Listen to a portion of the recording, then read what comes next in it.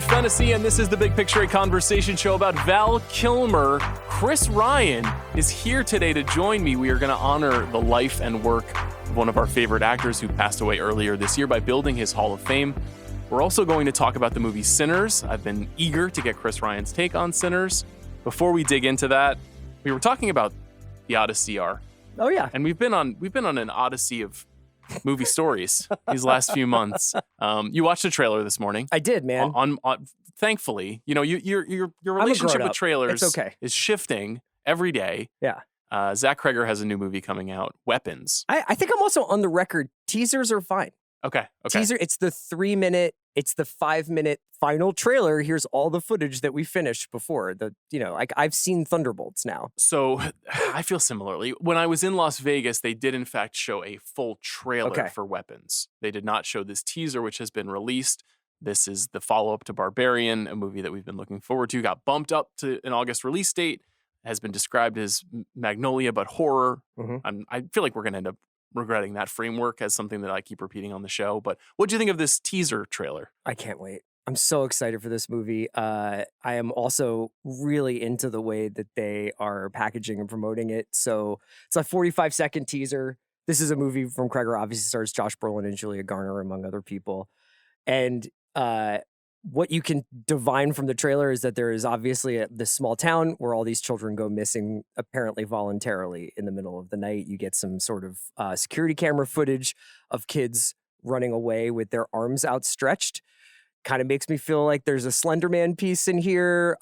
The teaser ends and you are given a URL to go to. I believe it's maybrookmissing.com, which takes you to a late 90s, early aughts style GeoCities news site that is documenting this story. I looked at it a little bit, not too much.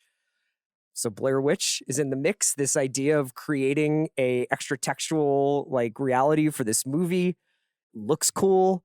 I love hearing Brolin, that timbre, just talking about, those kids just ran out. They weren't abducted. Brolin gets an incredible Brolin moment in the full trailer, which maybe you should avoid. But I'm also just so psyched to see him in doing work with a guy like Kreger is with a cool director in a big movie. I totally agree. That part I believe was originally meant to be Pedro Pascal. I think we're in Pedro Pascal overexposure mode right now. So I'm kind of grateful that with The Last of Us Would you like to talk about it? The Fantastic Four, The Mandalorian and Grogu coming. We've gotten a lot of Pedro. I actually like Pedro quite a bit, but a meme. I think it was or maybe it was a cartoon from The New Yorker. Who can even tell anymore? And it was somebody was getting an ultrasound of their baby, and it was Pedro Pascal. And the caption's like, "Man, he's in everything these days." Yeah, he's a little overexposed, and so I'm grateful that Brolin's got the look in Weapons. I'm pumped for Weapons. It feels very similar to the Long Legs playbook too, of how can we create a viral marketing sensation out of a movie that, on the surface looks like a pure horror thriller, which of course we love on the show. Speaking of pure horror thrillers. Yeah. So Sinners. Should I open a CR 6-pack? Do you have 6? You have 6 takeaways? 5.5, I think. Yeah. Okay. So it's Did you make notes about them? I put them in. I wanted to keep them from you, so I have a whole other doc here. Phenomenal. I love it. I want to be surprised. This is the new film from Ryan Coogler, which has been a box office sensation, or has it? Yeah. That stars Michael B. Jordan. It's been covered quite aggressively here at the Ringer Podcast Network, and frankly in all of movie media, because this is a movie that people who love movies have been begging for a long time. You yourself, there's one thing I want to share with you, which may be in your notes, but I want to cite it because I thought about this hard over the weekend, knowing you were seeing it. When we did our Nosferatu pod, you said out on Dracula, in on vampires. Yes. One of the great takes. Yeah, not one I agree with, but a great take. You also said recently out on twin movies. Yeah. Oh, out on twin performances for the twin performances entirely. Yeah. But so the movie Twins you're in on, because not twin performances. I mean that's fine if they would like to document that, but for the Deuce, for people playing their own twin. I mean, Dead even Ringers. Tom Hardy and Craze, it's just not. It takes me out. The Parent Trap. You're out. No. Yeah. Okay. Okay. So this is a conundrum. I was confronted with a lot of myself in this theater, Were you? But I came out fucking loving it. And And Jordan, I thought was great. I thought he was great as Smoke and Stack. It takes a little while to be like, and he does this and he does that, like, and kind of divining the differences between the two. But the color coding for their outfits and then obviously their romantic affairs and everything about their personalities comes clear. I have a couple of things I want to throw at you. I listened to you and Van and Amanda, but I was going to try and find new things to talk about or different things to talk about. Number one thing I loved about this movie, not only a great all-in-one day movie, but a great One Crazy Night movie.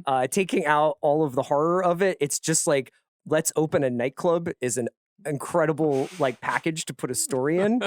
And I think that I've been thinking about this a lot because of Andor and Last of Us are stretched out across years and years and years, and film still can do compression better than any visual storytelling medium. It's really exciting to watch a filmmaker have to say everything he wants to say about a bunch of characters and a story and give himself this, not only the runtime of the film, but especially like these borders of this is how much time is going to elapse. And we're only with these guys. I saw people being like, I want the Smoke and Stack Chicago prequel. I'm like, no, this is the most important day of their lives. We got it. It's a great way of thinking about it. And we talked about that a little bit on the pod, which is just that the conveyance of information in the movie is really well handled because there's a ton of exposition that has to happen about where these guys have been, what life was like 20 years ago when they lived there, why they need to open a juke joint, the history of these vampires. Like there's just so much data that he needs to fit in basically a 2-hour movie. And it never feels like overweening. It never feels overbearing. Yeah, I think because most of that exposition is happening it's in the foreground and in the background there's a nightclub scene going on, or you're in a train station in Clarksdale in the 30s and you're like, this is magical. This is, I can't believe he's doing this. So I really enjoyed the tempo and the tone of it. I also really loved Coogler's pride and affection for the characters not getting in the way of effective storytelling about the characters. Probably for a movie of this scope, and honestly for a movie of this genre, it's either a very rote adaptation of something like Nosferatu, like retelling a vampire story, retelling even an Anne Rice story or whatever you want to say. Or, when we think about like Coogler's previous work in Black Panther and just the Marvelification of a lot of storytelling, that there's just a lot of armor around characters because they might be needed elsewhere. We might be needed again for whatever reasons. And I'm sure you could find a workaround for this, but I just thought like this was old school. You love these people, but that doesn't mean that they're going to make it through the night. And it doesn't mean that their sins aren't going to come back to haunt them. So I thought that was great. And it just felt liberated from intellectual property. Yeah.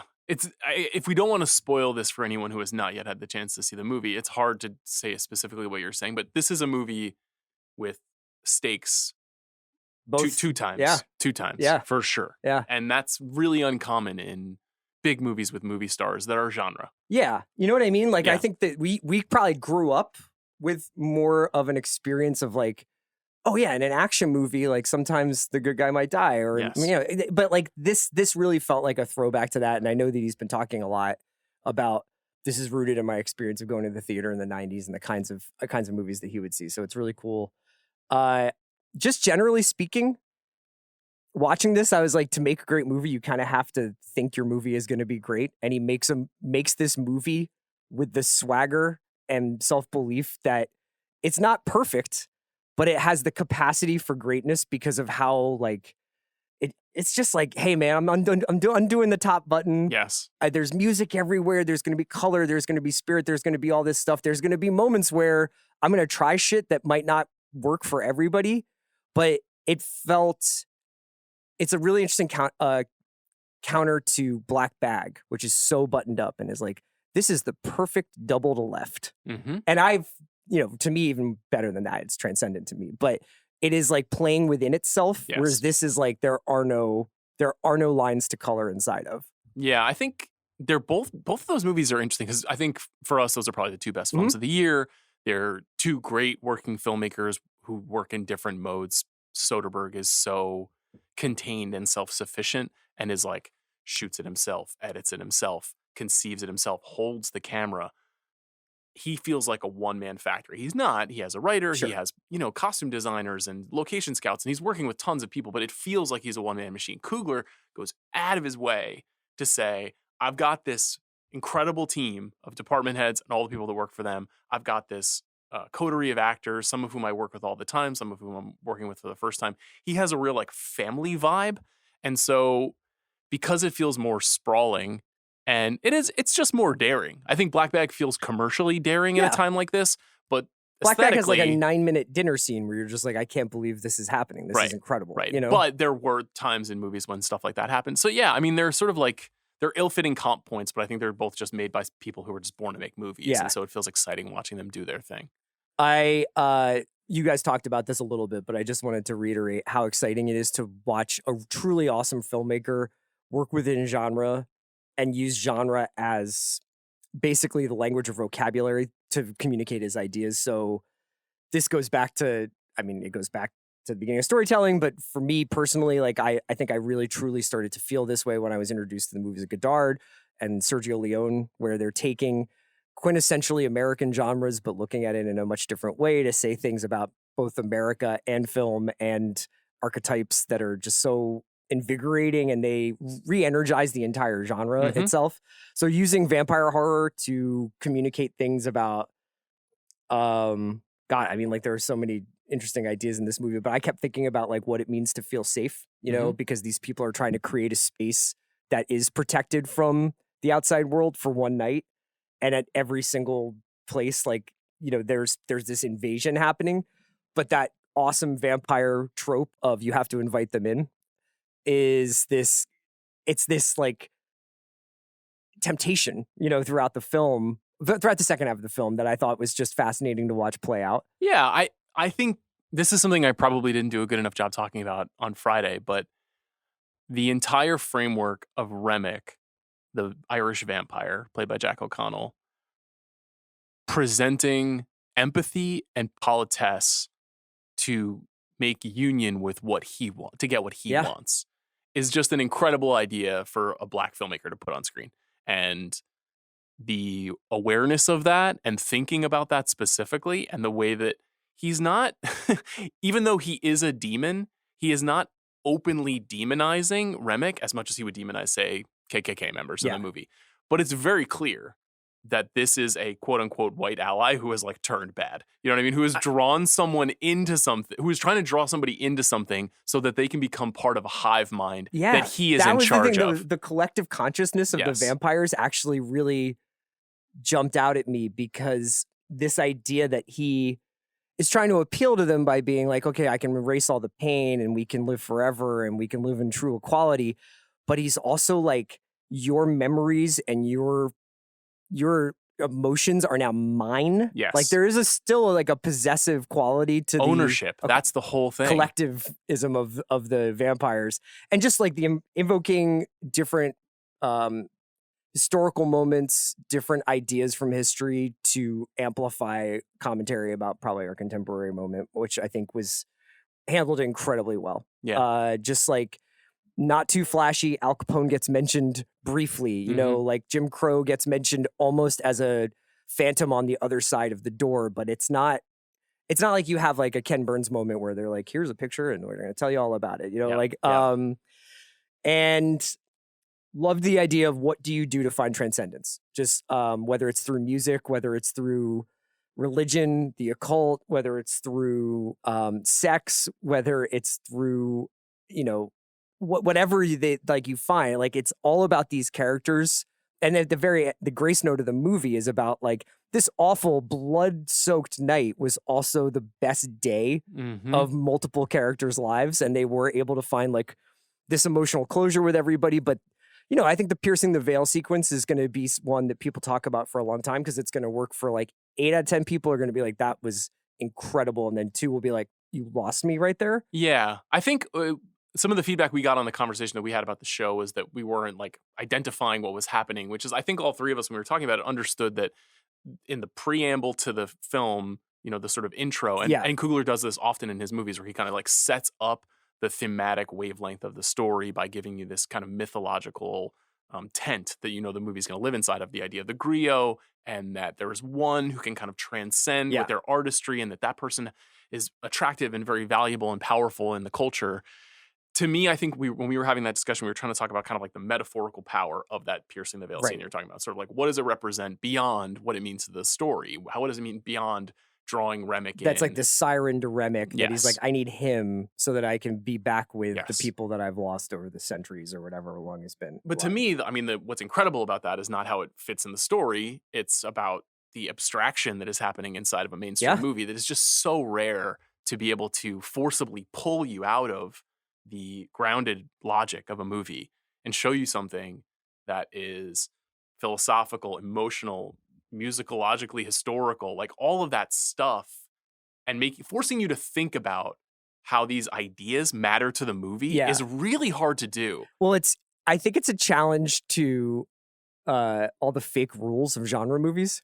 It's like you go in there and you're like, well, you know, vampires technically are like, and then it's like, well, vampires respectfully don't exist. They're fake, so I think they can do whatever they want. Yeah. He's playing by those rules, but what he's asking you is, if you believe in vampires, do you really not believe that music can open a portal through time for some people, even in this moment? I mean, like, do drugs once. Like, it happens. Absolutely. It's a great point. There's one other thing that is related to that I wanted to talk about, which is... That was not a do drugs to our listeners, by the way. It was should they not do drugs? Euphemism, yeah. You don't think they should do drugs. Just want to be clear on that. Only do drugs when Amanda is on the pod. The other thing that is related to that in terms of the genre rule playing is, while God and the church is a presence in this story because of Preacher Boy's father and the beginning and the ending of the film,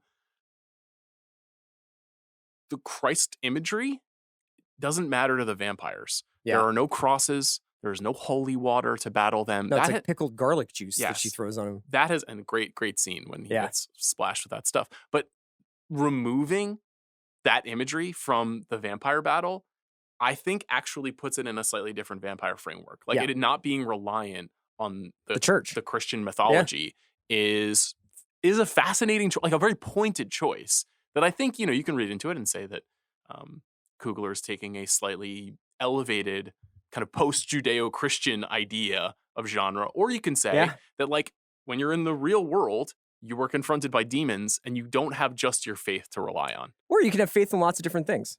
You can have faith in the things that Annie believes in. You can have faith in music. You can have faith in all sorts of stuff. And I like the way that he makes the church scenes feel almost alien from the color palette and the feel of the rest of the movie, because for Sammy, like, that's the alien world. Like, the place he feels home are these smoke-filled bars playing music, and that's his church. So I really love that. And finally, you guys talked about this, but just a grown-up movie for grown-up audiences with like cunnilingus and death and consequences. Just the big three for me. Sex, violence, power, sucking on ladies' necks. Yeah, stuff you like. And just a big rousing round of applause when directed by Ryan Coogler came up in the theater. Yeah. That's cool. Where'd you see it? Just Glendale, but packed house on a Friday. And, like, this movie is carrying a lot of weight, probably it has nothing to do with like the intention of the film, but has become this lodestar for where are we going as an art form in an industry with this stuff.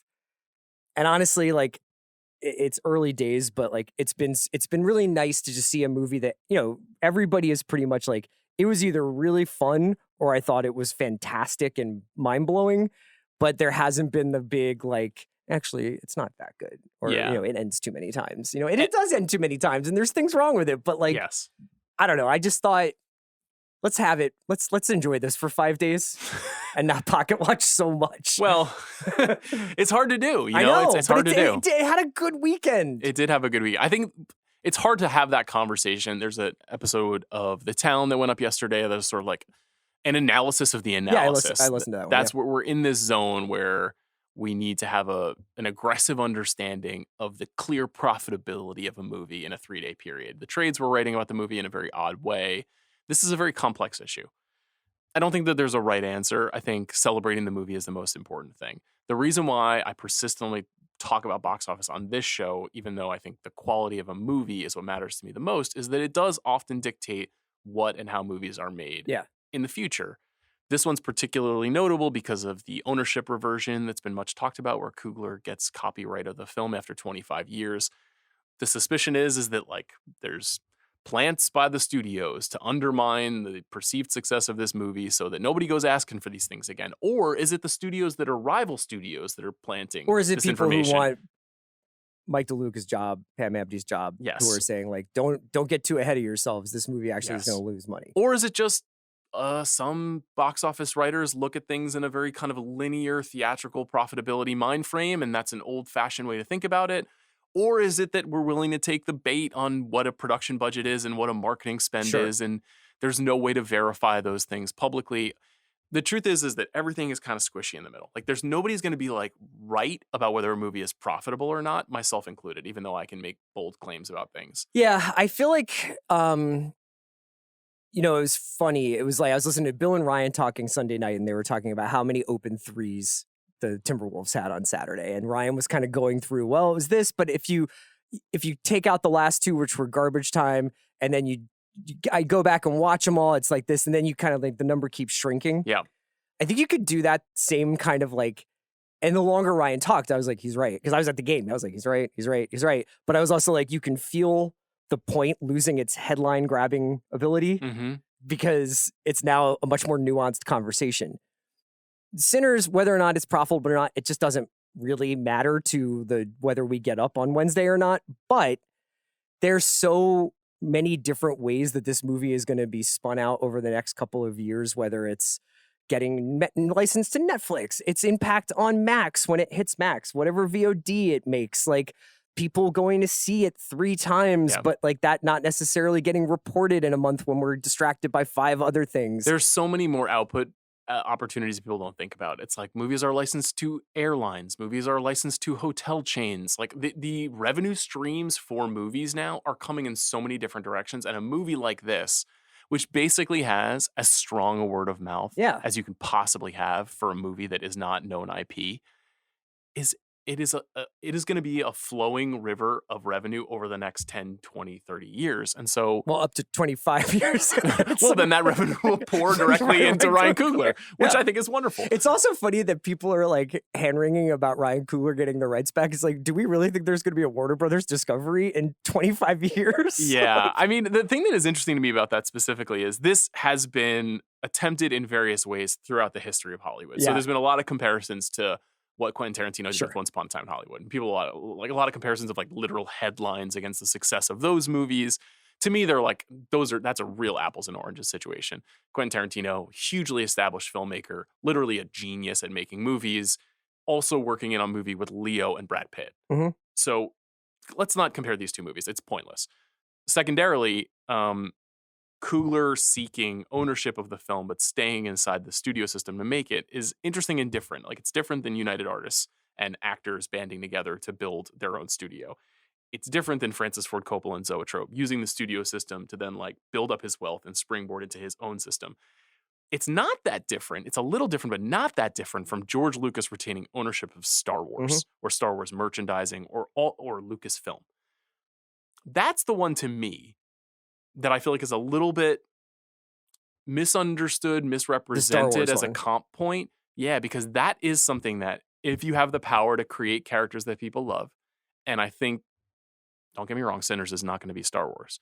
But if you have fallen in love with Smoke or Stack or Mary or Preacher Boy, and you own that, you can continue to iterate on that forever. Yeah. Or until you decide to sell it back to Disney or Warner Brothers or whomever. So I think one of the reasons why you get like that vulture piece that's like, could this ruin the studio system as we know it, which has been working so damn well for the last 10 years? What would we do without the studio system? The challenge is that Coogler's doing something really interesting, which is he's having it both ways. He is using the tools of the studio system, deal making and financing for the movie. He's using the relationship with exhibitors. He's using the marketing and publicity teams that are getting the movie in front of people. But at the end of the day, he will get to own it long term. To me, like,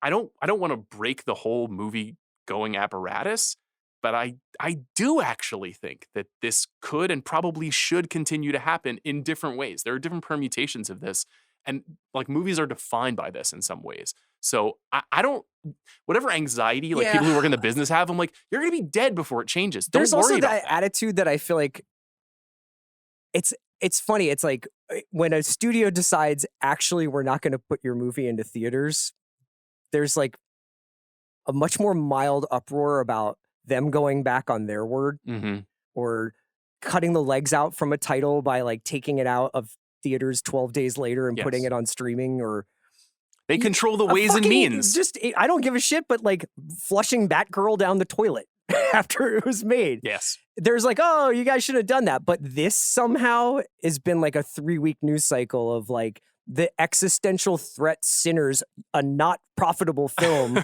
poses to Warner Brothers that you guys spend all your time. And I don't mean Matt. I just mean like the you guys of the world being like, we spend all of our time second guessing and Monday morning quarterbacking Warner Brothers. Someone makes like a different kind of deal with them. And it's like, what's going to happen to Warner Brothers? I know. Like, what will we do? They'll be fine or they won't. Yeah. There's two related strands to that as well. One of which is, I believe data point is right, which is that one studio has 2 films grossing over $40 million in the same weekend for the first time since 2009, when Avatar and your favorite movie of that year, Alvin and the Chipmunks, The Squeakquel. No, that was my Disney weekend. I loved it.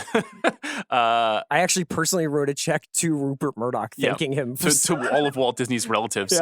I think the fact that is a true statement is amazing, and all of the hand-wringing that myself and many others were doing about the future of Warner Brothers, and now we're confronted by basically, once again, the thing I said on the pod, I think is true. When the Minecraft movie came out, I was like, this is amazing that this movie's doing well, so that we can get more One Battle After Another's or Sinners. Like there's meant to be this correlative relationship between big movies for everybody that make kids happy, that make parents happy, that are 4-quadrant. Those things should always exist. There's nothing wrong with that, whether you like it or not, so that you can take a chance on an unusual Ryan Coogler original film. So the fact that they're both working is cause for celebration, not undermining. I have not and will not see Minecraft if I can help myself. What if you love it, though? But like, seriously, what if you love it?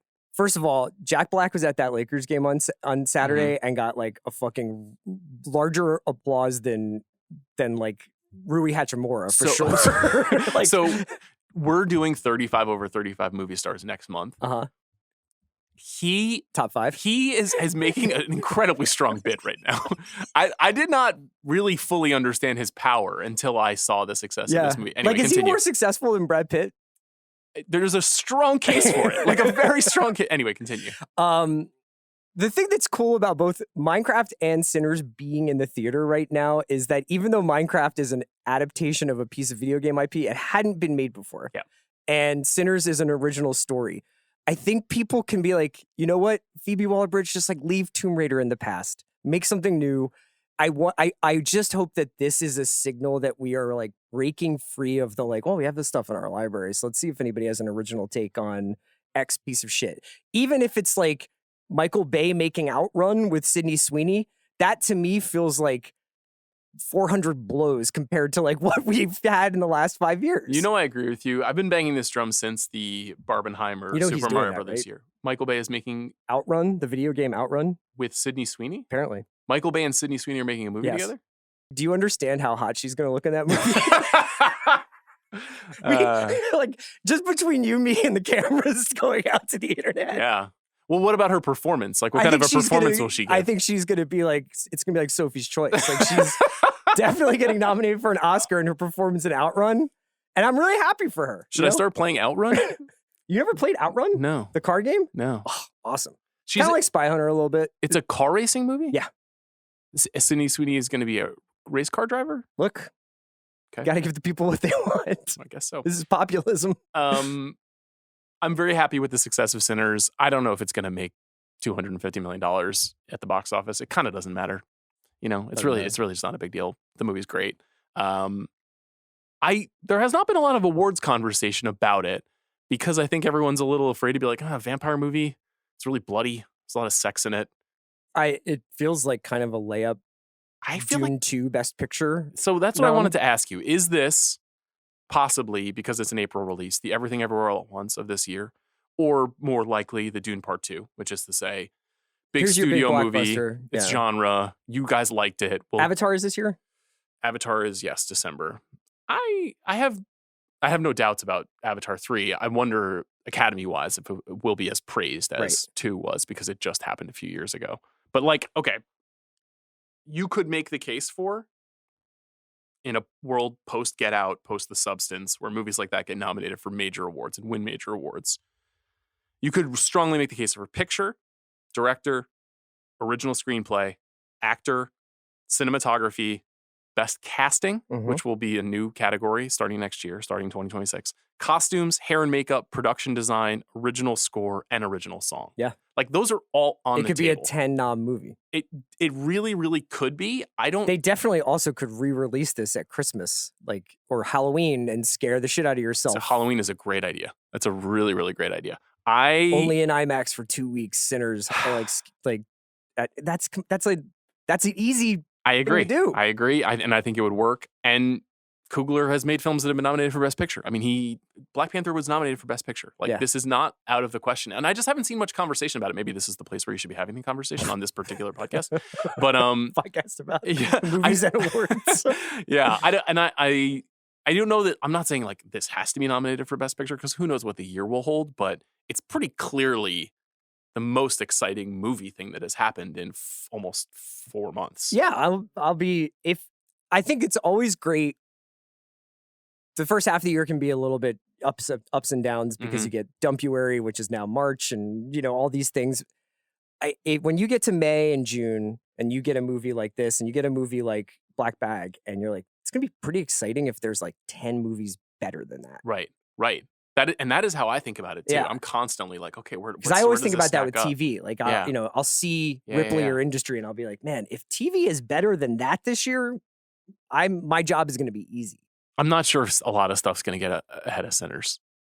And just in terms of like the pure, especially the second time I saw it, I was like, this is really euphoric at times. Like, there are aspects of this that are getting right to the top of how excited I get about movies. So like the moment I keep coming back to is just a very simple one, but the movie flashes back on it because it knows how powerful it is, which is just Stack is driving with just Preacher Boy, and he tells him that he starts playing guitar. And his face and when he starts his playing. reaction, and we're going to make some money now. And just the timbre of Miles Caton's voice in that scene, where I was like, this is fucking, that's how this I makes felt me feel so excited. When Berlin is performing and is doing the stomping. Yes. And it's cutting around to all the different things that are happening in that point in the film, but they're using the rhythm of her performance as like the editing intercutting tempo. with a dude getting stomped out in the other room. It's such a smart move. That's the song I would probably put up, Pale Pale Moon, which is written by Brittany Howard from Alabama Shakes. Oh, cool. And she sings a version of it on the soundtrack. You could see, like, I could see that being performed at the Academy Awards. Yes. Okay. Any other Sinners thoughts? Thank you for going down the slide with me once more. No, I saw your syllabus and I agreed. Oh, yeah. Yeah. Thanks. Also, just awesome to have a big Hollywood blockbuster that's making people think about tons of other movies. Let's make a transition to Val Kilmer. Yeah. So you mentioned this idea of the imperfect with the ecstatic with Sinners. And I would say that Val had that as an actor. A kind of fascinatingly erratic rise, push through the mainstream, top of the poster, star system guy who runs Hollywood for a period of time. Sure.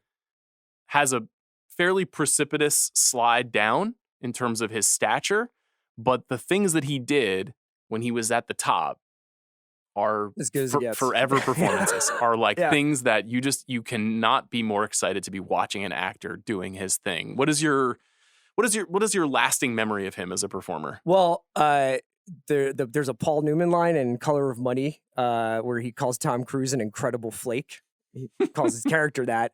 I think about that for Kilmer, just an incredible flake. And what I mean by that is has all the tools of a quintessential movie star: the looks, the presence, the charisma, humor, romance, action, can do everything. and is just a fucking weirdo. Yep. And it's just a real weirdo. And in some ways, like, we can talk about him for 30 minutes here. I would really recommend people, if they can find any films that he has done director's commentary on. He is one of the most engaging, hilarious people to listen talk about films that he's been in. Kind of like Affleck, just has like a great sense of humor about making movies, but also his own performance. He is not too precious about them. You know, obviously like an incredibly tumultuous career, but magnetic. When he is on screen, no matter who he is sharing the screen with, even if it's Pacino or De Niro, you're like, what is he doing? I'm always watching Val Kilmer. And so, yeah, really tragic loss. Yeah, he passed away at 65. He was diagnosed with cancer about 10 years ago. Always some controversy in some of these conversations because he was a Christian Scientist and his relationship to treatment and medicine. There's an absolutely wonderful piece about him that our friend Chuck Klosterman wrote 20 years ago for Esquire when he went out and visited him at his ranch and spent some time with him.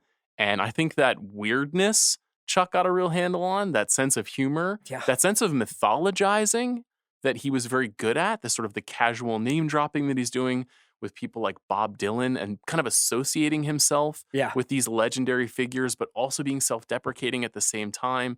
This wonderful portrayal of his relationship to his kids. Like, it's a very affecting, but also just like very humorous and fun piece. If people have not read that, I highly recommend they check it out. I did the audio when that was collected. I did the Val Kilmer's voice for the audiobook. Did you? I didn't know that. And when Chuck did that piece, he got Val Kilmer to leave me a voicemail message, but it's like lost to a no way. I've never heard that. Flip phone back in What the did Val 2000s. say? He was like, it was basically, I think he said like, is this Chris Ryan? Welcome to the West. It was something like really weird, but it was really cool. That's so special. I love that. But it's like, you don't know when you're like, I have this dumb phone that I have like a T-Mobile plan. How do I save this? That is amazing. Yeah. I think, part of it, I'm sure, is the fact that for us specifically, generationally, he's kind of in the firmament very quickly in terms of movies, because in the early part of his career, he makes these like very silly movies that are very fun when you're a kid. And then he kind of transitions into this icon of cool as Doc Holliday, Jim Morrison, Chris Shiherlis. Like, he takes on a handful of parts where you're just like, God damn it. Has anybody been better at commanding the screen? And yet, as an actor, no Oscar nominations, no Golden Globe nominations, no major nominations of any kind in his entire career. Do you think that's because he's usually the best thing in a movie that is like pretty genre-y, or is it more about like his kind of relationship to the town and complicated? I'm sure it's a combination of both. Yeah. I think he was probably best known for stuff that we would describe as genre. I think the reputational stuff cuts both ways, because for as many people as you say, this was the most incorrigible, difficult, complicated, and annoying person I've ever worked with. If you want to read about it, look at what John Frankenheimer had to say about him publicly about working with him on the island of Dr. Moreau. It's extremely unkind. On the other hand, if you ask Drew Barrymore or Kurt Russell what it's like to work with him, they have nothing but praise. If you ask Mira Sorvino, they say he was an angel. So I think he was a complicated guy. And I think on some productions he was tough to work with, and on others he was great. I get the impression he was better to actors than to directors. Sure. David Thewlis, spoke after he passed away about his experience working with Val on Dr. Moreau. Dr. Moreau, it's like, that's an all-time tough production. Brando and like 4 directors and everything that happened. So there's a remarkable documentary about that movie called Lost Soul that is mostly told through the lens of Richard Stanley, the original director of that movie, that I highly recommend that people check out. But I was trying to think about who are the actors that are not recognized in their time, from roughly the last 50 years. There are people like Edward G. Robinson and Donald Sutherland who were never nominated, who you're like, that's insane. Like, they're just in like 12 all-time classics. And then there's also like your amazing character actors, like your Alan Rickman, your Steve Buscemi, your John Turturro. Like, you'd think they would have one Oscar nomination, but they don't. To me, he reminds me the most of Bruce Willis and Richard Gere, where you're like, these were locked and loaded movie stars, underrated great actors. But if you talk to other actors, they would be like, this guy had it. And for whatever reason, because of whatever movies they were in, whatever associations they had, they never got that recognition. And now we look back on Val's career and I'm like, to not get nominated for Tombstone is just weird. It's kind of weird to not get nominated for The Doors. I mean, fully agree. Tombstone is an interesting one just because I think that movie I remember that film coming out. Was that in the aftermath of Wyatt Earp or before Wyatt Earp? But there was these competing Wyatt Earp I think they were being films. made about the same time. And Wyatt Earp is a huge Costner film that Lawrence Kasdan was making. It was sort of supposed to be this American epic, and Tombstone was kind of like the B movie shoot 'em up. At least that's the way it was presented. Yeah. And Dennis Quaid's really good as Doc Holliday and Wyatt Earp, but Val Kilmer is on like a completely. Speaking of sinners, he's piercing the veil as Doc Holliday, man. Yes. Like he's talking to everybody, and that's my favorite performance of his. But I think it's been now properly rated. I think it's now like Agreed. People have gone back and been like, "I'm your Huckleberry," and this way of being this consumptive, charming cad of a killer he nailed it. Yeah, and it has become kind of a cliche. It is like has been regurgitated Yeah. in style in the past. I think maybe his beauty worked against him a little bit in this respect For too. sure. I think that's something that works against Gere, and that Gere doesn't get recognized in the same way. But he was chameleonic. I mean, he really would. He would gain weight. He would grow his hair out. He would put on stupid beards. He would change his voice. And sometimes it worked and sometimes it didn't. You know, he tries out an Irish accent in Ghost in the Darkness that is it does not work. You know, like he took chances that didn't work. But a fascinating career. So you want to go through the films? Sure, man. Okay. I have a tremendous amount of affection for Real Genius still to this day.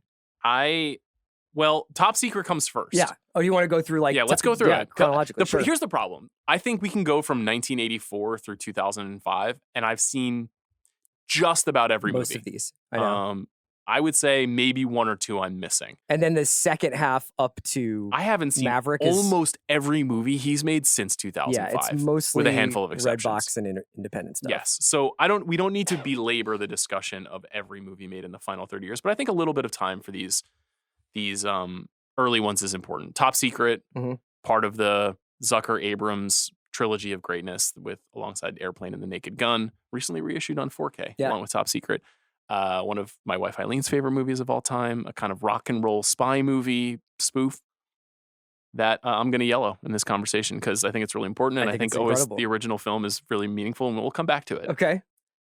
Real Genius is green. Real Genius is green, and this is, if this guy wanted to be, he could have been Bill Murray. Or like Tom Cruise? Yeah, I mean, I just meant for his comic timing and the way he would like walk into a dorm room and make 6 jokes that were all like asides, and you'd be like, I'm going to say that for the rest of the 80s. Yeah, it's a moral imperative sequence when he's talking to the lead, which is so memorable to me, and is just like this movie's a total cable classic. He's very convincing. Yeah. And it's interesting to think of him operating at the same time of that class of 80s actors like Cruise. He was supposed to be in The Outsiders, and he passed to do a play quite famously. What part in The Outsiders? I don't know who he was going to be, but he was at the time doing a play with Kevin Bacon and Sean Penn. Wow. And so neither of them are in that movie.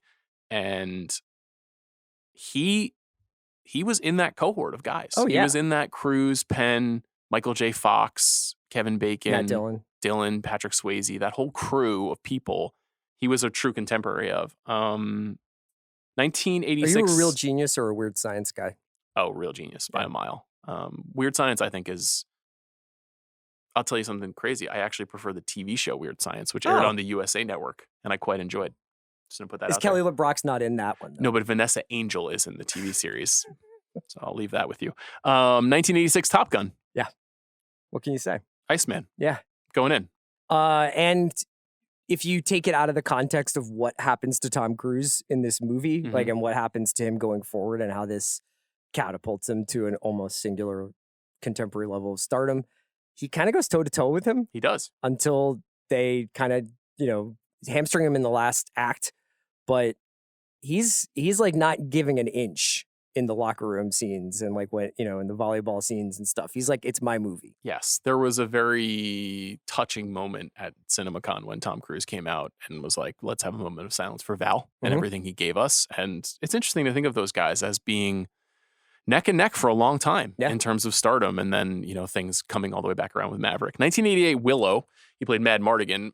Willow, movie that was super important to me. I saw it in a movie theater when I was 6 years old. This is Ron Howard's absurd fantasy movie. Yeah, nice partner movie with Princess Bride. Very much. I'm gonna.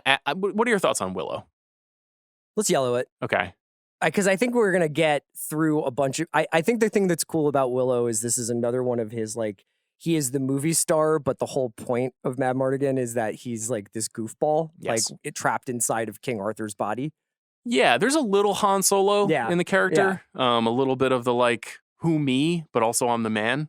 I really love it. As I was watching it again last night, I was like, I see what critics meant when they weren't kind to this movie when it came out. Mhm. But when I saw it as a kid, it was a classic. Like this is my shit.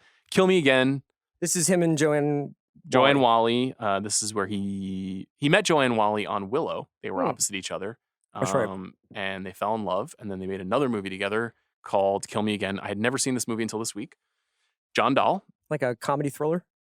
Not very funny. Okay. An extremely violent, depraved neo-noir about a dame who comes into a guy's office and says, hey, I'm on the run from my boyfriend who I stole money from, and I want you to kill me, or at least make it seem as though I've been killed so that he leaves me alone. The old Fletch thing, yeah. And John Dahl is on a run here of this movie, Red Rock West, The Last Seduction, and Rounders. That is unfuckwittable. This is my least favorite of those 4 films. Mm-hmm.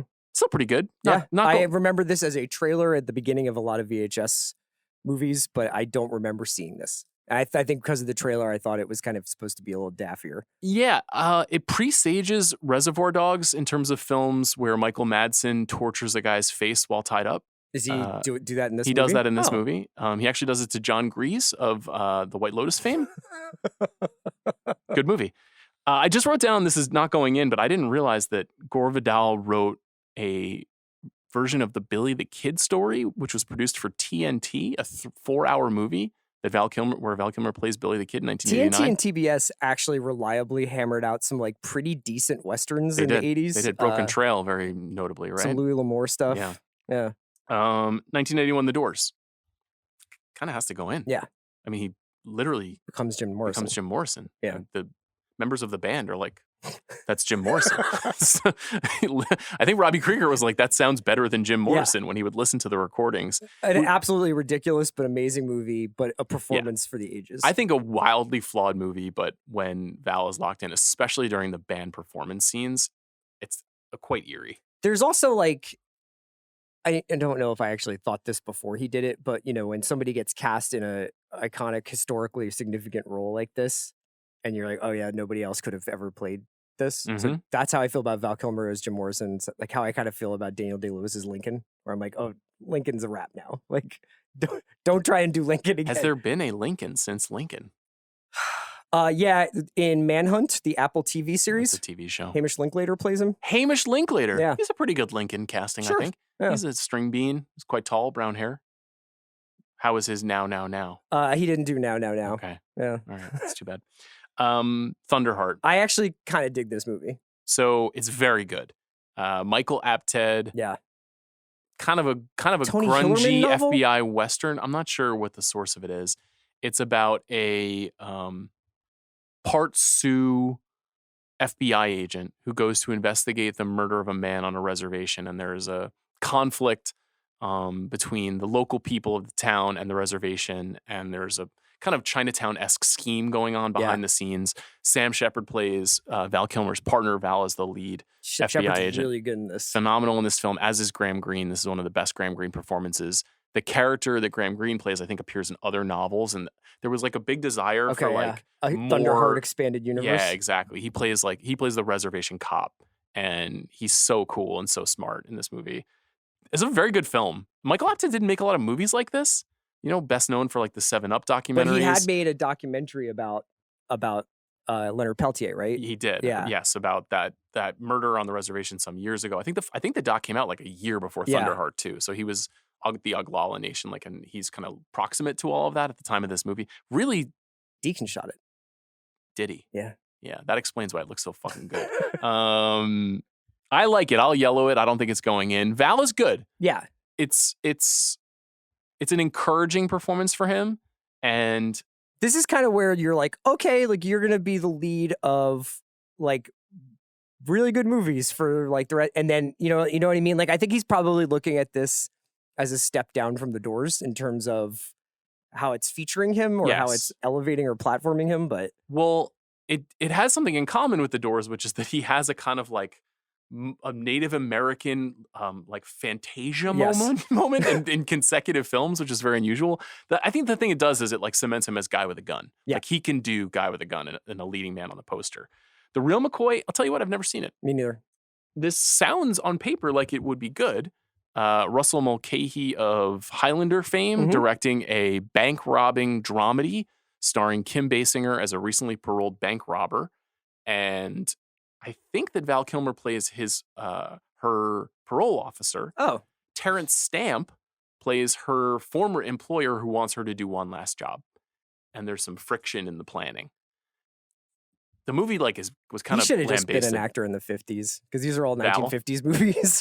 Yeah, he does have a classical approach and a classical look for sure.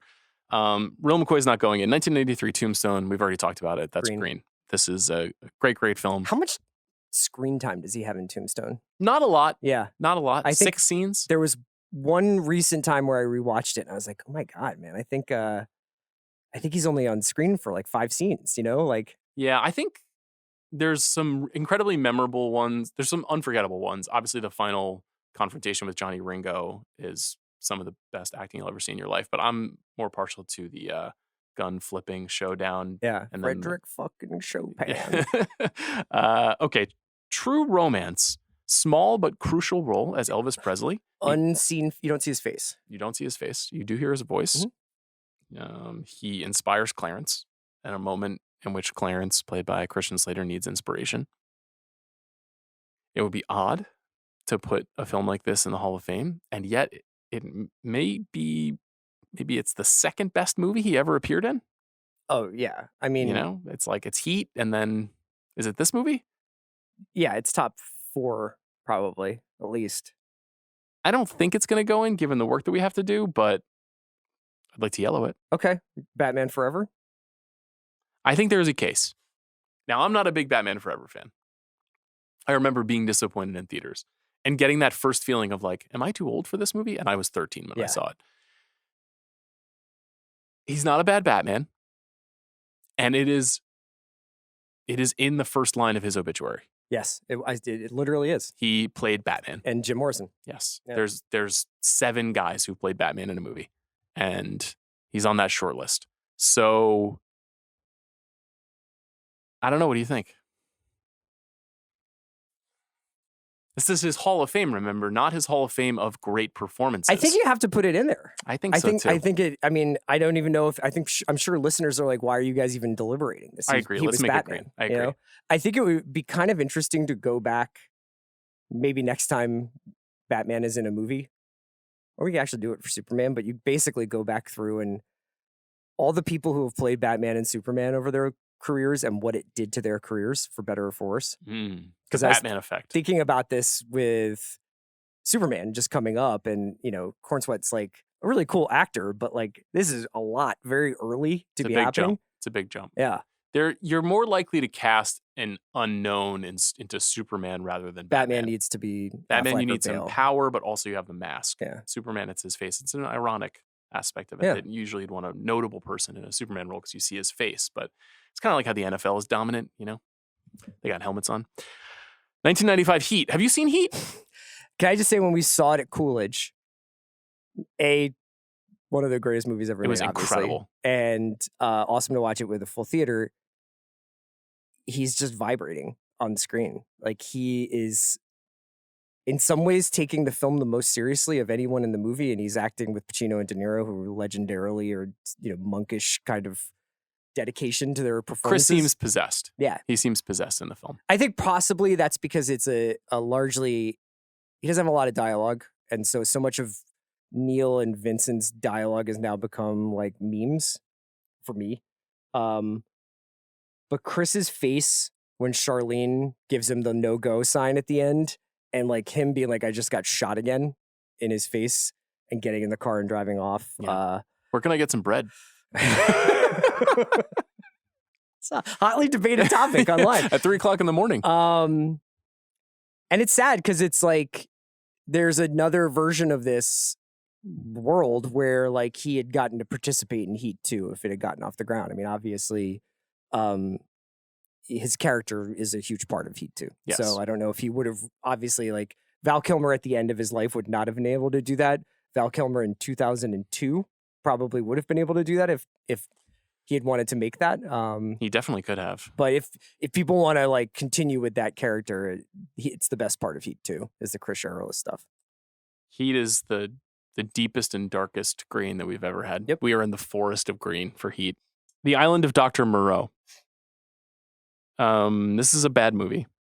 It's a movie that you can very clearly tell has been hacked up and reconstituted and reshot. Marlon Brando is doing deeply bizarre things in the film. Val Kilmer's performance, he got word that he was being served divorce papers by Joanne Whalley during the making of this movie, and it reportedly spun him out. And his performance is not bad. It's quite strange. Should I serve you with divorce papers from Eileen when we're doing one battle after another and see if it spins you out? I'm really working very hard to avoid that. Becomes your Dr. Moreau. We have to reshoot the pod 5 times. My entire life is just looking forward to one battle after another and not getting divorced. And you all of a sudden have an Irish accent. Island of Dr. Moreau, the performance is not bad, and also he dies halfway through it. It's just like the movie is considered a legendary disaster, so it's red. Yeah, I'm not going to put Dr. Moreau. I mean, it's fine to have this as, and this is probably, if you look at the films that come after it, he basically needs to wait for Shane Black and Oliver Stone to save his career. Yeah, again. I mean, he's officially on the backside now. The Ghost in the Darkness is the next movie. This is a movie. Here's my take on this movie. If you made this movie 99 more times, it would have been better all 99 times. I rewatched about an hour of it last night. This is a film written by William Goldman based on true life events about a man who goes to Africa to build a bridge. And during that bridge building, 2 lions start attacking the construction of the bridge. Get the hunter. So they got to get the hunter. The hunter in this film is played by Michael Douglas. The movie is produced by Michael Douglas. Michael Douglas was not meant to be the star of the movie. I think Sean Connery and Anthony Hopkins turned down the role that Michael Douglas went on to play. In Goldman's conception, it was a Burt Lancaster type. And then Michael Douglas Dick Cheney'd it. He came Turns in. out I am the best one. He Dick Cheney'd it, and he also rewrote the character, and I think significantly weakened the movie. This movie and the Rob Reiner film North were the most excited I was ever for movies that disappointed me in the 90s because of Premiere Magazine. That's another great episode. We should do that. We should hold that, and we'll redo that in a quiet week. Ghost in the Darkness, directed by Stephen Hopkins. I wish it was better. It's not. It's red. And again, he's doing a very poor Irish accent. Yeah. 1996 Dead Girl. Have not seen the film. Didn't know it existed. Don't know. He plays Dr. Dark. Okay. It's red. 1997 The Saint. Recently featured on the Rewatchables. Yeah. This is a movie I like. Is it green? Well, it's a good use of Val Kilmer. Yeah, and it's a great example of him being, I can still be a movie star if everything clicks together. It's not a film that I like revisit, but I think it can be yellow. We have 6 greens right now. We'll yellow it for now. Okay. Now, you haven't seen The Prince of Egypt. I haven't. There are a great many people who have, and who would. This was a DreamWorks animation feature, one of the early DreamWorks films, and was a very big movie. And Val Kilmer had a dual voice role as both Moses and God. Those are 2 great roles. Those are important roles in this world. And you more of a Moses or a God, would you say?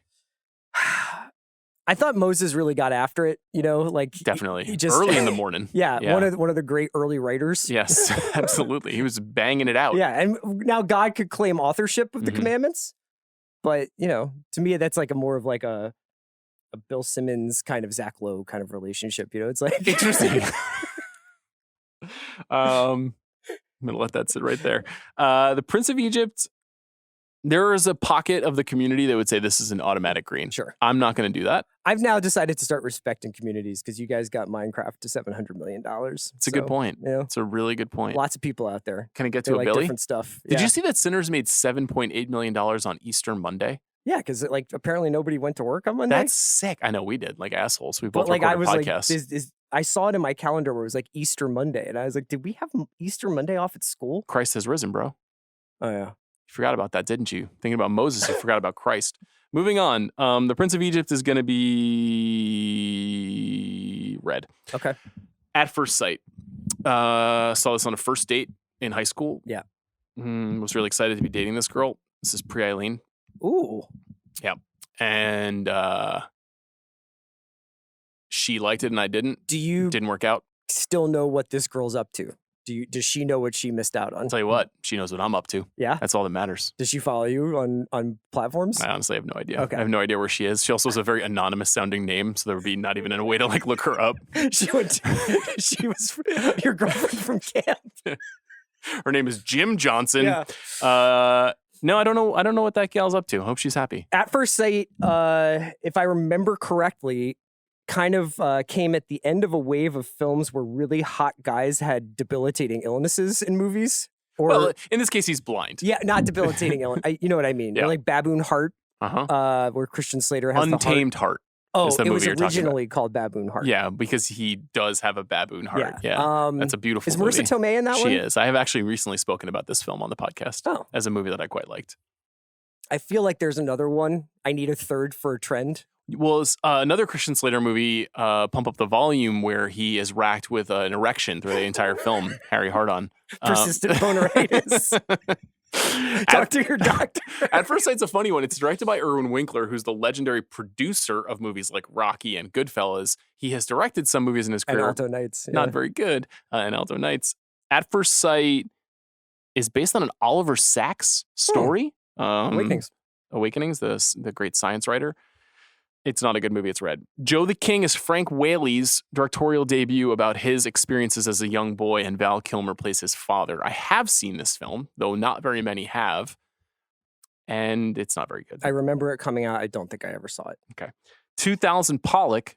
He plays Willem de Kooning in Ed Harris's biopic of Jackson Pollock's life, which I did kind of cruise through last night, and he's in one scene, and he's got 4 lines of dialogue. Okay. So probably not a green. It's a red. 2000 Red Planet. This is the other of the dueling Mars movies from 2000, along with Mission to Mars. This is Carrie-Anne Moss and Tom Sizemore. Correct. A reunion with Sizemore. Sounds like he did not enjoy his experience with Val Kilmer on the set of this film. Nope, they did not like each other. Much prefer the De Palma movie. Mission to Mars is interesting. Yeah. This movie is not very good. It's red. The Salton Sea. There's a hive here. There's a hive for it. Can I cook? Can I cook my meth? This is a great late Tarantino ripoff. And DJ Caruso directed it. It's about Val Kilmer plays kind of 2 roles. Danny Parker and Tom Van Allen. One is a meth head basically crook. And the other is a like jazz saxophonist who has like a totally normie Hollywood life. It is so convoluted. It's got like triple crosses with multiple law enforcement agencies involved, but has a great cast, an absolutely obscenely stupid Vincent D'Onofrio performance where he plays a drug dealer whose nose is fallen off from overdoing coke or meth. Fantastic Sarsgaard, maybe one of his first film roles. And Val Kilmer is a great, like classic William Holden, I'm in a noir and I am your narrator guy.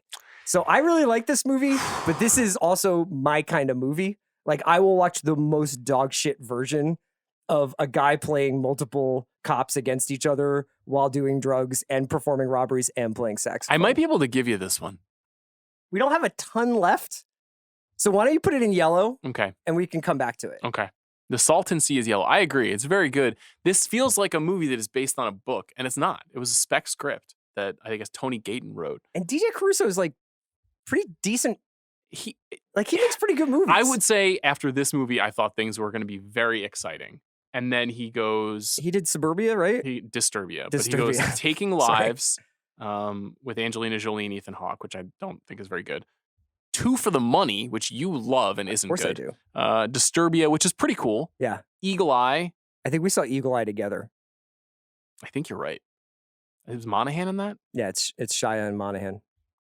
How about our Monahan stock? I mean, just wow. This We're going to come back to Munger Monahan. and Buffett do. We invest in quality. I feel like My offshore accounts are exploding Yeah. with Monahan. Like it is remarkable. In episode 6 or whatever, where I was like, "Who is this lady's 50? This is insane." Anyway, Caruso has made not great movies, Chris. He made The Disappointments Room. He made Triple X Return of Xander Cage, which I know is your favorite Triple X film. Have you seen 2024's Mary, which he directed? It was a Netflix film, I think, about Christ's mother. No. It stars Noah Cohen. And As Christ? No, Noah is a girl. Oh, okay. She's Mary, the titular character.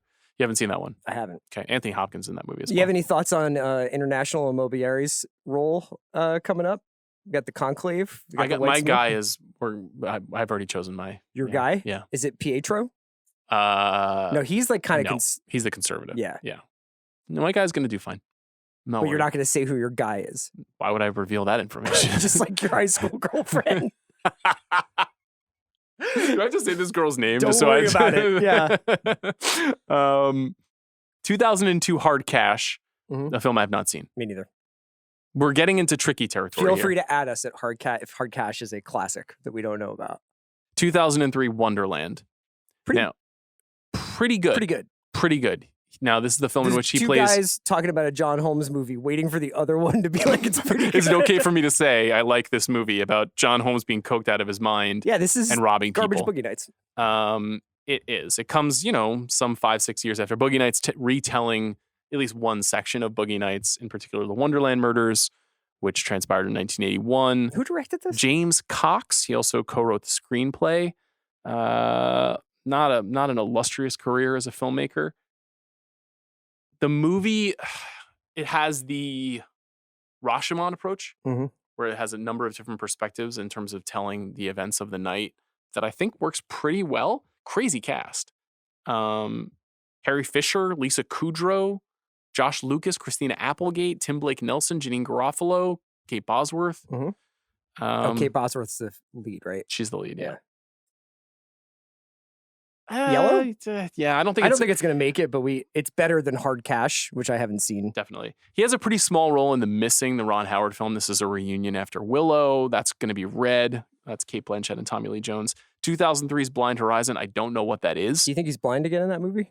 I hope not. Okay. That would be a little soon after At First Sight. 2003, he has a very small role in Masked and Anonymous as an animal wrangler. This is the film written by Bob Dylan and directed by Larry Charles. Val, friends with Bobby D. That's how we got in it. It's red. 2004 Spartan. Green. Wow. Oh, come on, Sean. Speak. David Mamet's film about a Marine gunnery sergeant who, in the beginning of the film, we are introduced to him. He's training Rangers. He's training like special ops guys. And he is then put on a winding, long mission to find the disappeared president's daughter, played by Kristen Bell. Derek Luke is also in this film. And Kilmer does Mamet up there. I wouldn't say up there past Mantegna, but he is singing his own song with Mamet, and it is awesome. This is truly like one of the like great late period Kilmer performance or mid period Kilmer performances to me. The way he like sings the repetitive, like hit these words over and over again. Where's the girl? Where's the girl? And then even the stuff that he has a facility with Mamet's picked up, like, at one point he says to Derek Luke, he's like, you're going to have to go at half speed, baby, or I need you to set that motherfucker to receive, like just like those great Mamet punches to the chest. He nails every one of them. So I'm on board with you here. I think I'm a little bit poisoned by the fact that I know Val Kilmer hated working with David Mamet. Yes. And so it's a little bit hard to reconcile that with the movie, and I've gotten it in my head. When the movie came out, maybe it's I that think we tension. were just becoming friends when the movie came out. Yes. And I don't think we saw it together, but I think we were like, yo, did you see this? I started a Facebook group about this movie. Did you? Just for myself, yeah. There's an incredible amount of lore in this episode where it's like the Val voicemail. Yeah. What the fuck, man? Great job on the press box. I thought that was very touching to hear you talk that way, by the way. I really like Spartan. I don't think I realized at the time that it was the beginning of the end for Mamet. He's literally only directed 2 movies since this movie. Yes. It's been 20 years. The second of the two movies comes out like next week on his website. On henryjohnson.com. Yeah. It's a prison drama starring Shia LaBeouf about a murderer. And despite all of the very difficult complications of being a fan of David Mamet's writing and directing in 2025, I think we're both excited to see it. I mean, it's just, he's one of the singular dramatic writers of my lifetime. I'm just so fascinated by, and obviously like disappointed by where his kind of career led him. But this is a great example of him taking essentially like an espionage story, but is more or less like a Parker novel, like the way it is kind of like one man against a massive conspiracy and a mission. So yeah, I'm not sure. I'm obviously, if he had tension with David Mamet, that's fascinating. I don't remember that story for some reason. His director's commentary on the DVD is amazing. It's very funny. And maybe it was that tension that's what makes the performance so powerful, is because he's trying to pull away from Mamet's, orthodoxy. So green for Spartan. For me. I'm with you. Okay. You're doing this journey with me. 2004 Stateside. Haven't seen the film. Don't know it. We're in the zone of what is this? I'd like to think of myself as a fairly completist ball knower. It's tough with some of these guys that then make 7 movies a year. Yes. For the last 20 years of their life, like in 2006, he has 6 movies on the board. 2004, he also, in addition to Spartan, makes Alexander, a reunion with Oliver Stone, another filmmaker who he clashed with on The Doors, but Stone has said he had a great experience with him in a much smaller role as King Philip of Macedon. Yeah.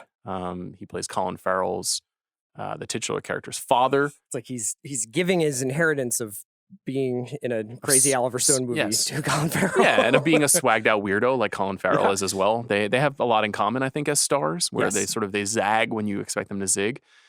Alexander's not going in. It's too small of a part, but it's a cool handoff, I think, baton pass, as you put it. 2005's Mindhunters. I'm not a big fan of this movie. More of like it's like a horror thriller, like a psychological thriller. I don't know that I've seen it, okay. To be honest. It's red. 2005's Kiss Kiss Bang Bang. Green with a bullet? It is green.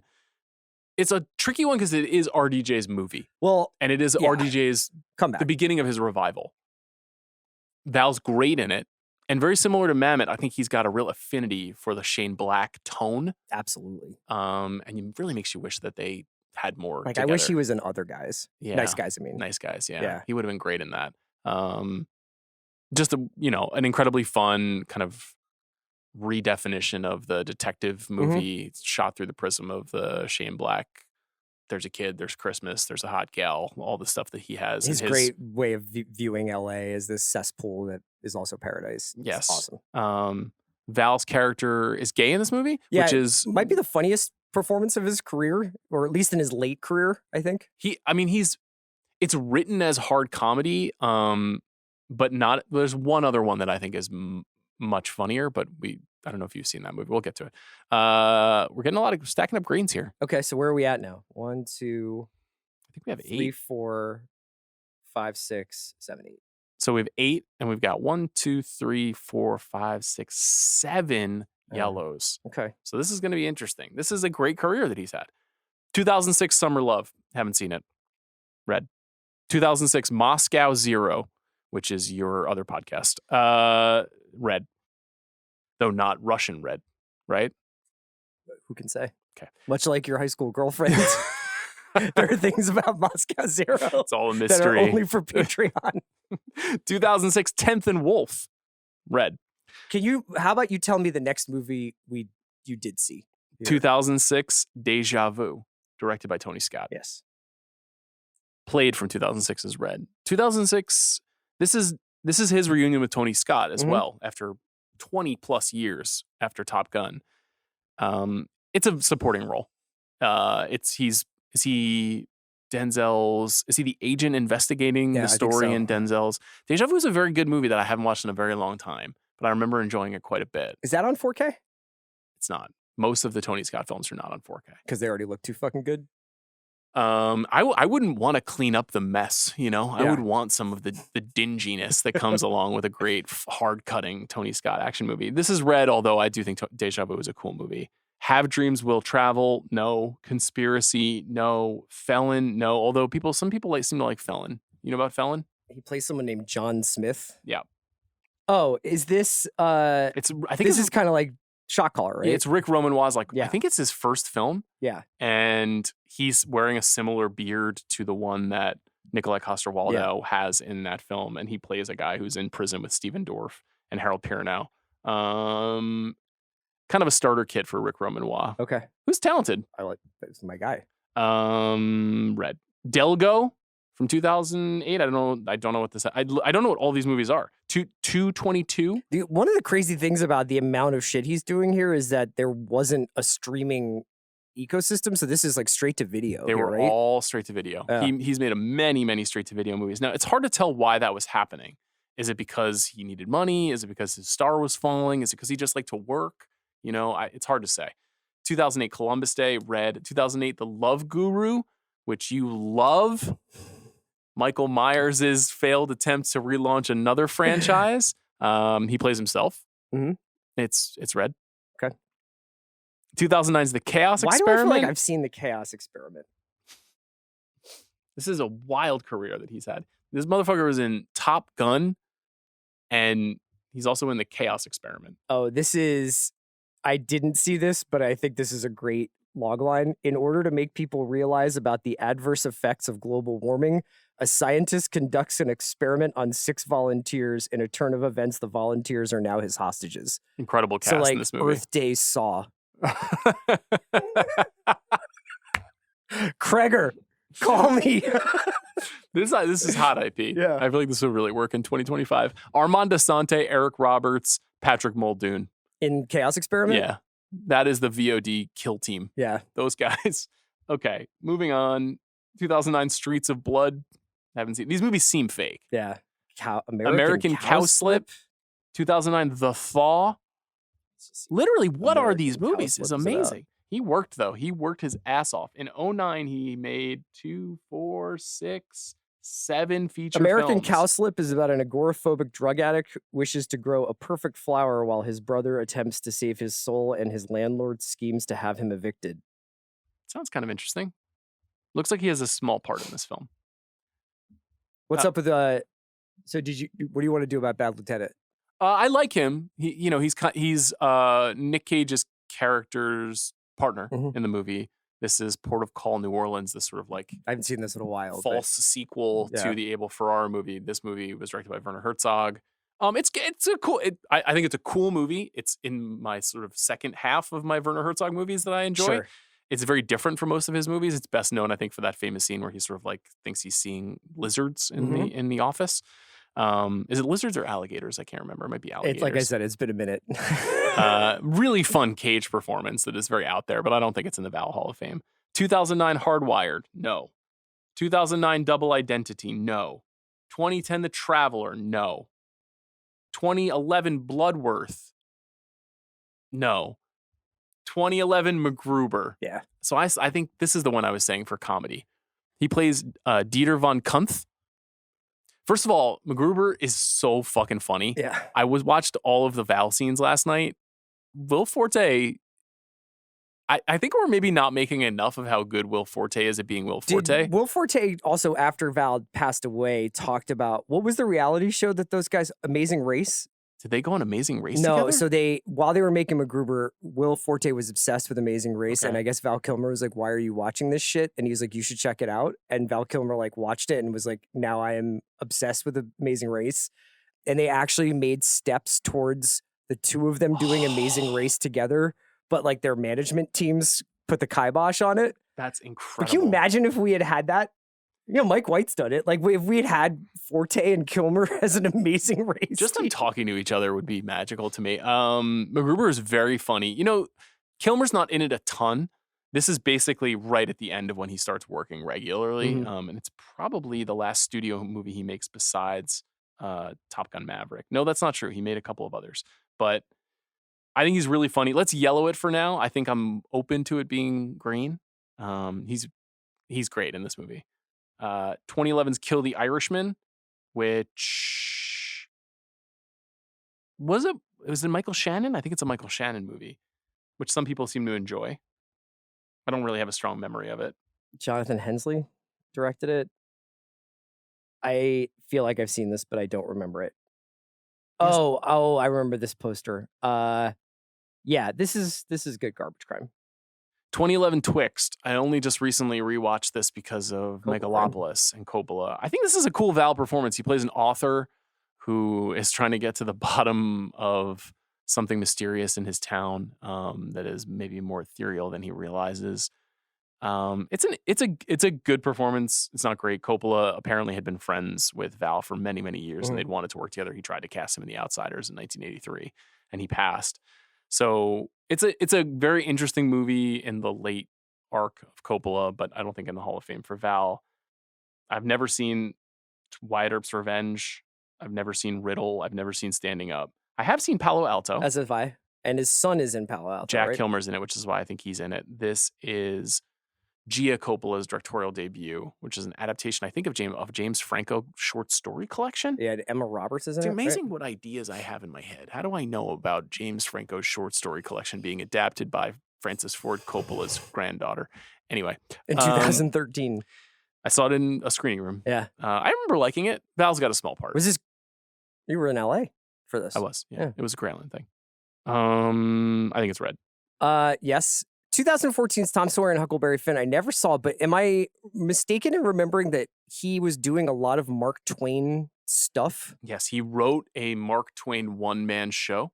Right. That he performed for some time around America and toured with it a little bit. And I watched some of it on YouTube last night, and people seemed to really enjoy it. It was sort of this like aphoristic collection of monologues that featured a lot of the Twainisms. But that's the other thing, is that Kilmer went to Juilliard, trained theater actor, wrote poetry, very sophisticated guy. We were using the word weird, I think, with a lot of affection, but a real like artist soul, even though he was in all these VOD movies. I think one of the things that we often, we wish contemporary actors showed more sides of themselves.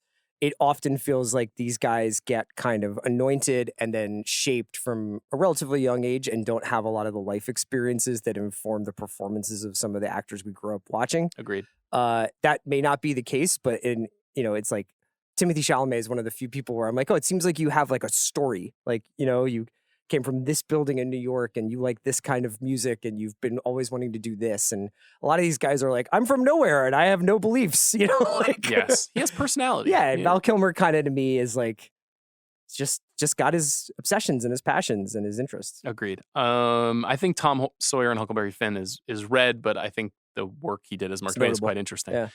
2017 Song to Song. He has a small performance as Dwayne in Terrence Malick's live music Fantasia.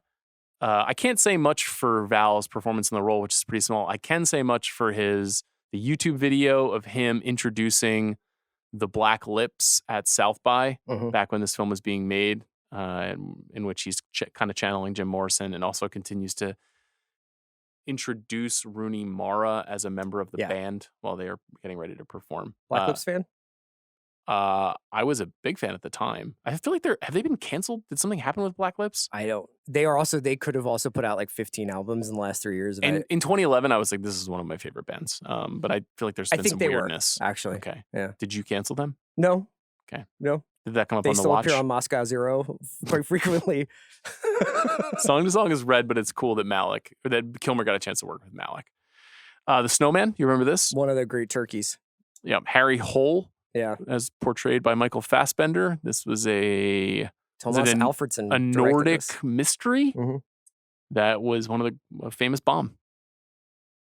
I don't really remember what Val did. He played a character named Walter. Was he the villain? I saw this, I saw half of this once and was like, this is a disaster. Once again, Val plays himself in Jay and Silent Bob Reboot, which is Should yet we another. Address what's the state of our Skewverse pod? Because here's my pitch to you. Okay. Pretty soon there are going to be too many, let's just say, not awesome movies. You know what I mean? You mean coming out later this year? I just mean in the Skewverse. You know what I mean? Because if you go up to a certain point with Kevin Smith, it's like these are just stone cold classics, right? And now it's like he's been making a lot of other Skewverse movies. Doesn't he have? He's done Clerks 2 and 3 I don't. Reboot is about what happens in Reboot. It's kind of a It's kind of a hard sequel to Jay and Silent Bob Strike Back, which is I love. It's great. I mean, the first like all the way up to Jersey Girl, I like all of those movies a lot. Okay. When we get to Jersey Girl, then I think things take a turn. Yeah. You're saying, are there too many good Kevin Smith movies to have a pod? My point is, like, we need to do the Askewverse pod so that we don't have like this situation where we're like, and then from 2000 after Jersey Girl on, we have to talk about 12 movies that aren't that good. To me, it's not a Kevin Smith pod. It's the View Askewniverse pod. Okay. So the View Askewniverse includes those first 5 movies, but it also includes movies like Jay and Silent Bob Reboot. Okay. If Jay and Silent Bob are in the movie, if Dante from Clerks is in the movie. I'm glad you thought this through. If Matt and Ben from the way they're portrayed in Strike Back, for example, are in the movie. Affleck, You the Bomb, and Phantoms, all that. What about as the Archangels in Dogma? Dogma is a definitively Askewniverse movie. So Dogma 4K coming later this year. I know, that's maybe that's the peg. That's the peg. That's the peg. The Kevin Smith thing is tough. Here's the thing. I worshipped Kevin Smith, as all guys like me did. It's not an understatement to say that we are not doing anything resembling what we do with our lives without Kevin Smith. He invented potting in so many ways. I think he's just a great figure in the world of movies since he hit the scene. I've been pretty tough on him in print a few times, so I wouldn't be surprised if he was like, "You guys could fuck right off." Oh, I wasn't like, yeah. But I would happily sing his praises on a 4-hour podcast with you. And so we will do it. Moscow Zero. What if I look at the Dogma 4K and I'm like, this looks like shit? He Cameroned it. Why is this all green? What's with the tinting? What's with the AI corrections? I haven't had a bad experience yet with tinting. Okay. I know you warned me off some of the Camerons. I know that. Did you feel any issue with the Miller's Crossing? No. That's one that there's some angst about. I think the Miller's Crossing criterion. My experience of Miller's Crossing is either on streaming or honestly probably VHS. So seeing it in that version and getting to see like the wood grain was pretty incredible. I pre-ordered my Kingdom of Heaven director's cut 4K steelbook. And that was $387? It wasn't cheap. Yeah. And I was thinking about getting Tombstone on the same format. Yeah. Let's have a steelbook conversation down the road. Okay. I got to get Tim Simons back in here too. So you being able to sit with me and Tim while we do this, I think would be a fun conversation. To have translated into English. Who's doing the translating at this point? Jay and Silent Bob Reboot is out. A Soldier's Revenge, I haven't seen it. Pay Dirt, I haven't seen it. I mean, these films were made after he was using the voice box, because of the surgeries and the radiation that he had. I think he had 2 tracheotomies and he was still acting in films. And then very memorably acting in his final role in Top Gun Maverick, where he came back as Iceman. And he shares one scene with Tom Cruise, which is mostly wordless from Kilmer and yet tremendously emotionally affecting. Might be the last time I felt anything in my life. It would hard to not weep during this sequence. And I think it has to be green because it's the capstone. Yeah. So if you feel like we're running out of room, I think you could make the argument that Top Gun and Top Gun Maverick could occupy one slot since it's the same I'm hearing Amanda's voice in my ear right now. Which is what? And it's saying, if you don't put Maverick on this list, I will assassinate you. But why can't we have Top Gun and Top Gun Maverick in one slot? That's not how the Hall of Fame works. Alrighty. So Top Gun and Top Gun Maverick take up 2 slots on a top 10. Let's go through. See, we got to put Real Genius in there, right? Real Genius is staying.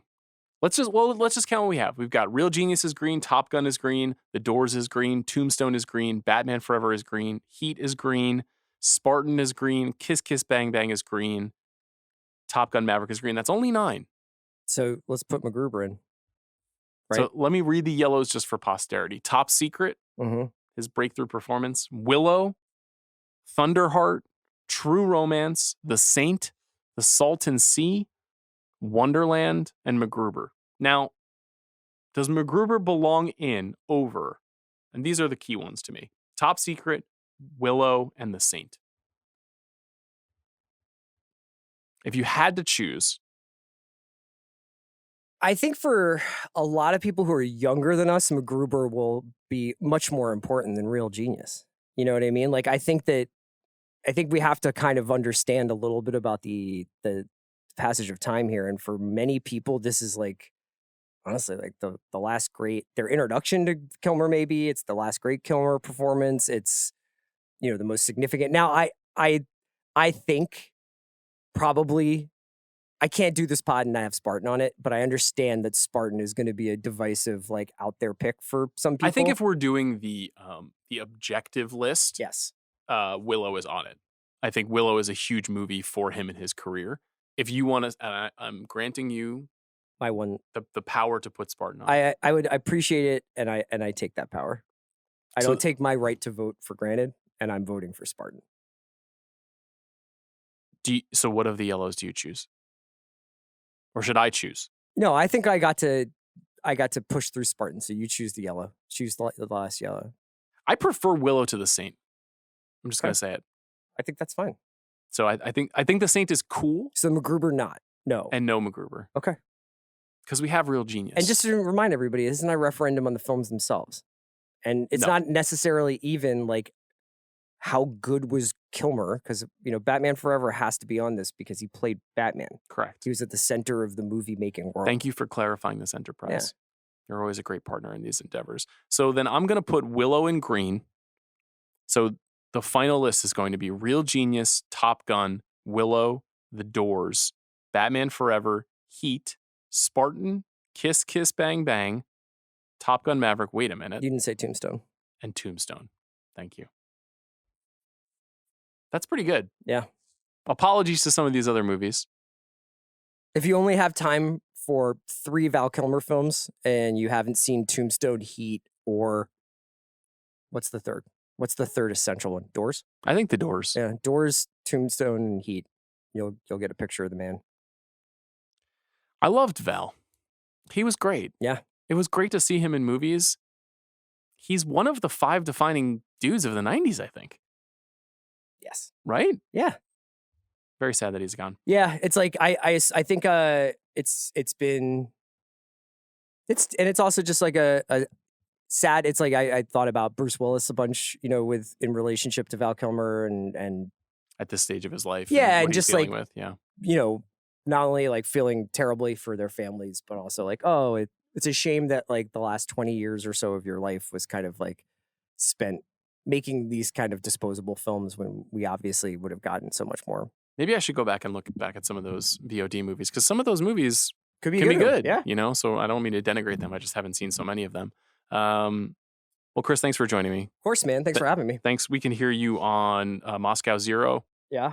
Which is a daily pod. It's a daily 6-hour pod simulcast on RT. I'm also gonna start doing some of those Jubilee videos. You know, I don't know like, what that is. Yes, you do. You don't know that? No. It's like usually it's like I take on 20 conservatives, and it's like the guy sitting at the table. God, we really need to parody one of those. I saw an extremely stern one this morning on social media that was Kyrie can do everything better than John Stockton can do anything. It was an old guy versus 20 LeBron stands. Yes. No, that was Skip versus 20 LeBron stands. Now there's an old guy versus a bunch of guys who are like, you know, Cade Cunningham is better than Magic Johnson. This is me with Val Kilmer and Austin Butler, where I'm like, I really like Austin Butler and I'm happy for him, but sit down and relax. Watch Tombstone again, Austin, all right? You want to get into the temple of weird, beautiful man, you need to go through these pillars. Yeah. Thanks to Jack Sanders. We'll be back on Friday. We're going to preview the summer movie slate. And I had David Cronenberg in studio yesterday. How did that feel? Well, he was just very kind, and he's made some of the most fucked up movies ever, and he was great. I have one last question for you that I forgot to ask. Okay. Who is the director you wish Val Kilmer would have worked with? Oh. While you're thinking, David Lynch. Well, you know, famously, he wanted him for a part in Blue Velvet, but we don't know which part. And I don't think it was Kyle MacLachlan, because the whole thing with Blue Velvet was we did Dune together. Yeah. But what was the part that Val was meant to play in that movie? Right. It's kind of... I don't know. It's not Hopper, right? I doubt it. He was so young. But Lynch, he would have been marvelous with Lynch. That's a great shout. I mean, there's the obvious, like, you know, the guys, the Coens, the Scorseses that we love, who I think he would have done great with the Coens because he had that. Would have been a cool Cronenberg actor. He would have been a very good Cronenberg actor, a very physical performer. I don't know. I mean, the fact that he could work comfortably with David Mamet and Martha Coolidge and Real Genius and, you know, Michael Mann. I mean, these are very different kinds of directors, and he was a real one. R.I.P. to Val Kilmer. Shrouds is good. Very good, very good. In terms of late style, there's nobody doing it like Cronenberg. He's a one of one. So I hope you'll listen to that conversation later this week. Thanks, CR. Sure.